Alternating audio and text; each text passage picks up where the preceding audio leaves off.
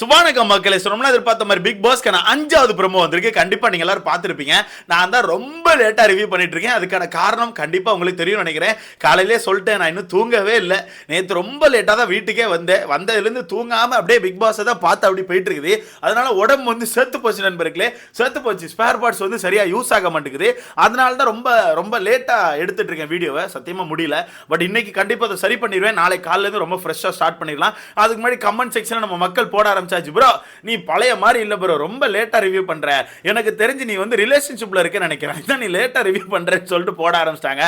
ஐயா அப்பெல்லாம் எதுவுமே இல்லையா, நான் தூங்கலை, அது உடம்பு ரொம்ப டயர்டா இருக்கனால டக்குன்னு ஃபோக்கஸ் பண்ணி உட்காந்து அவங்க என்ன பேசுறாங்க அப்படிங்கிற மாதிரி விஷயத்தை எடுக்க முடியல. அதனால தான் அப்படி ஆயிட்டு இருக்குது. வேற ஒன்றும் இல்லை, கண்டிப்பா சரி பண்ணிடுறேன். சரி ஓகே, இந்த ப்ரோமோல என்ன இருக்குன்னு பார்த்தீங்கன்னா நம்ம எதிர்பார்த்த ஒரு விஷயம் தான். ஏன்னா இன்னைக்கு நம்ம எல்லாம் நினைச்சிட்டு இருந்தோம், ஏன்னா இன்னைக்கான எபிசோட பொறுத்தவரை ஸ்டார்டிங்ல நம்ம என்ன நினைச்சோம்னா வெறும் ஒயில்ட் கார்டு மட்டும் தான் இருக்கும்னு நினைச்சோம். பட் நான் காலங்காலத்தில் ஒரு வீடியோல சொல்லியிருந்தேன், மேபி இன்னைக்கு வந்து பிரவீன் அவர்களுக்கு ரோஸ்ட் இருக்க வாய்ப்பு இருக்குன்னு சொல்லிட்டு. ஏன்னா கேப்டன்சியை பத்தி நேற்று எந்த ஒரு இடத்துலையும் பேசவே இல்லை. கேப்டன்சி வந்து அப்படி விட்டுருந்தாங்க.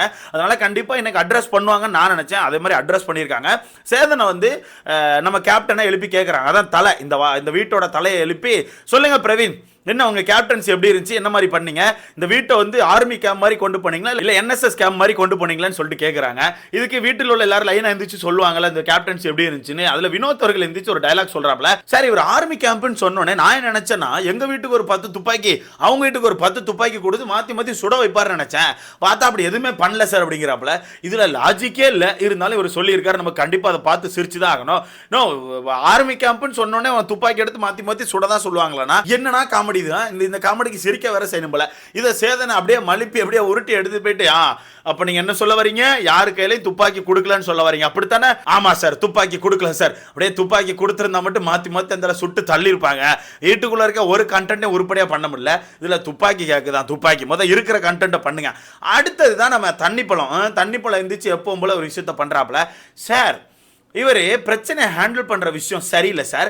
அவருக்கு பிடிச்சவங்களுக்கு ஒரு மாதிரியும் பிடிக்காதவங்களுக்கு ஒரு மாதிரியும் பண்றாரு சார். அவங்களுக்கு வேண்டப்பட்ட ஆளுக்கெல்லாம் நல்லபடியா பண்றாரு, அவங்களுக்கு பிடிக்காத ஆள்லாம் ஒரு மாதிரி பண்றாரு சார். அந்த பிரச்சனை ஹேண்டில் பண்ற விஷயம் வந்து ரொம்ப தப்பா இருந்துச்சு சார்னு சொல்றாப்ல. ஏன்னா தண்ணி பழத்தை பொறுத்தவரைக்கு அவர் ஏதாவது ஒரு பிரச்சனையை கொண்டு போனா அந்த பிரச்சனைக்கு உடனே தண்ணி பழத்துக்கு சப்போர்ட்டிவா பேசிடணும். அப்படி பேசாம தண்ணி பழத்துக்கு ஆப்போசிட்ல ஏதாவது ஒரு கருத்தை நீங்க எடுத்து வச்சுட்டீங்கன்னா உடனே தண்ணி பழம் வெடிச்சு உனக்கு என்னப்பா தெரியும், நீ தப்புப்பா, உனக்கு ஒண்ணுமே தெரியலப்பா, நீ மண்ணுப்பா, நீ வேஸ்ட்பா, நீ குப்பைப்பான்னு சொல்ற உடைப்பாப்ல.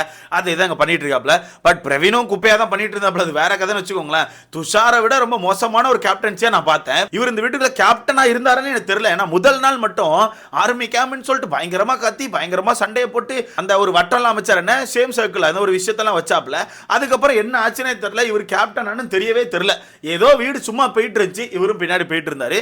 அந்த வகையில் இந்த ஒரு விஷயத்தை திவாகர் சொல்றாரு. சொல்லி முடிச்சுட்டு அப்படியே சேர்த்து இன்னொரு விஷயத்தையும் எடுக்கிறாப்ல. என்னன்னா வியானா அவர்களுக்கு ஒரு பிரச்சனை வந்துச்சு சார். வியானா அவர்கள் வந்து ஒரு விஷயத்தை சொல்லி ரொம்ப ஃபீல் பண்ணாங்க. பிரவீன் அவர்கள் முறைக்கிற விஷயம் ரொம்ப பயமா இருக்கு, அவர் முறைச்சது வந்து ரொம்ப பார்க்கவே பயமா இருந்து ரொம்ப கொடூரமா இருந்துச்சுன்னு சொல்லி வியானா சொல்லி ஃபீல் பண்ணாங்க சார்ன்னு சொல்லிட்டு நம்ம தண்ணிப்பழம் வந்து வியானாவை மாட்டி விட்டாங்க. உடனே வியானா எந்திரிச்சு, ஆமா சார், அவர் கண்ணுலயே அப்படி கொலை பண்ற மாதிரி இருந்துச்சு சார், அவர் ஒரு மாதிரி பார்வை பார்த்தாரு சார், அந்த முறைப்பு வந்து ரொம்ப பயமா இருந்துச்சு சார்ன்னு சொல்றாங்க. அப்படியாம்மா, முறைப்பு பயமா இருந்துச்சாமா? சரி சரி சரி, டைட்டில் கொடுத்துருமா, வியானாக்கு டைட்டில் கொடுத்துறாமா. ஏன்னா இதுக்கும் வருவாங்க Viana point, on the point, title winner Viana அப்படின்னு வந்துருவாங்க.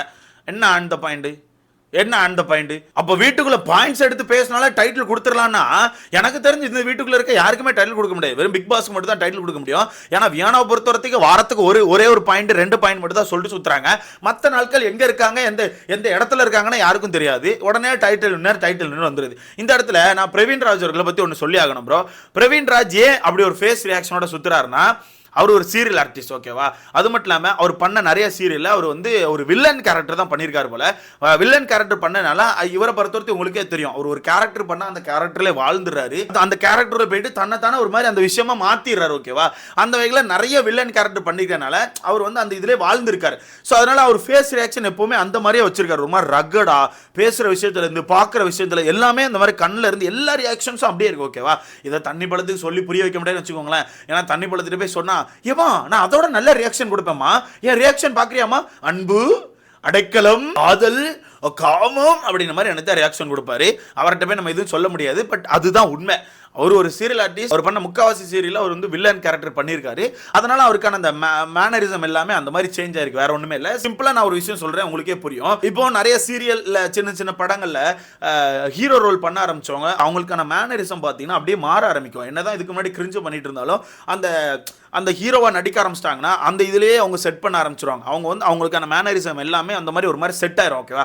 அதே மாதிரி தான் வில்லன் கேரக்டரும். வில்லன் கேரக்டர் நீங்கள் பண்ணிக்கிட்டே இருக்கும்போது நீங்கள் அந்த கேரக்டருக்குள்ளே போயிருவீங்க. உங்களோட ஃபேஸ் ரியாக்ஷன்லேருந்து, நீங்கள் பேசுகிற விதத்துலேருந்து, உங்களோட பாடி லாங்குவேஜ்லேருந்து எல்லாமே அந்த மாதிரி மாறிடும். அதுதான் இப்போ பிரவீன் கிட்டே இருக்குது.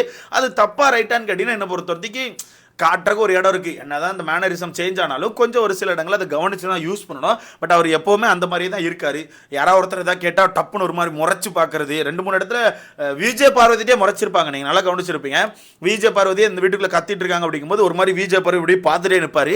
அதுக்கு விஜய் பார்வதி என்ன முறைக்க, என்ன மண்டபத்திரம் ஓடிடு அப்படின்னு மாதிரி இருப்பாங்க.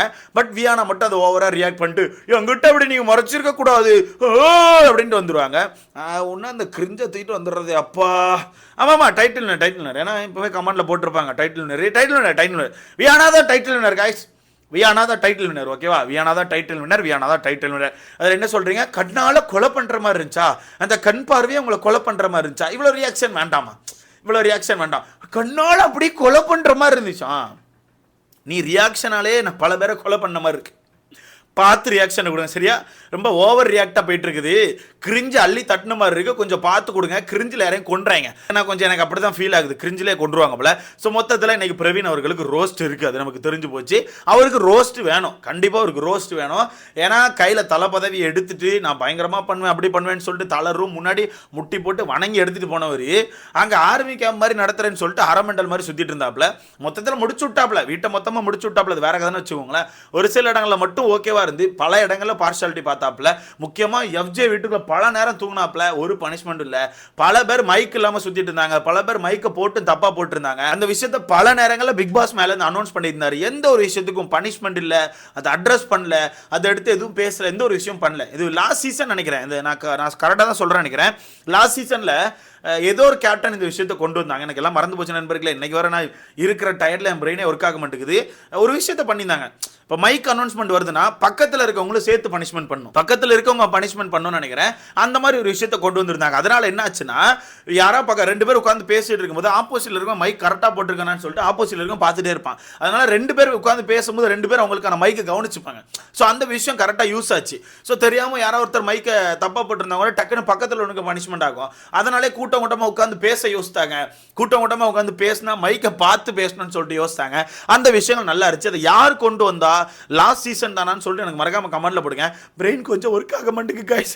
அது தூங்கினாதான் இதுக்கப்புறம் கரெக்டாக ஒர்க் ஆகும்னு நினைக்கிறேன். ஸோ நீங்க சொல்லுங்க, பிரவீன் அவர்களுக்கான கேப்டன்சி எப்படி இருந்துச்சு?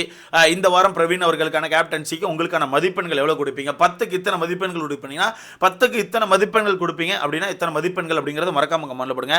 மைனஸும் நம்ம கிட்ட இருக்கு, மறக்காம. மைனஸ்னா தொட்டு சாப்பிட்றதில்ல, மைனஸ் அது மயோனஸ். ஓகேவா? ஏன்னா அதுக்கும் எவனோ ஒருத்தன் காமெடி தூக்கிட்டு வருவான். நம்ம சேட்டில் அந்த மாதிரி ஆட்கள் இருக்காங்க, நமக்குனே நம்மளை செய்கிறதுக்குனே ஒரு சில பேர் இருக்காங்க. ஓகேவா? நான் என்ன கேட்டிங்கன்னா 10க்கு -10 கொடுப்பேன். அந்த அளவுக்கு சிறப்பாக கேப்டன்சி பண்ணாப்புல. உங்களுக்கான கருத்தை மறக்காம கமெண்ட்ல போட்டு எடுத்து பார்க்கலாம்.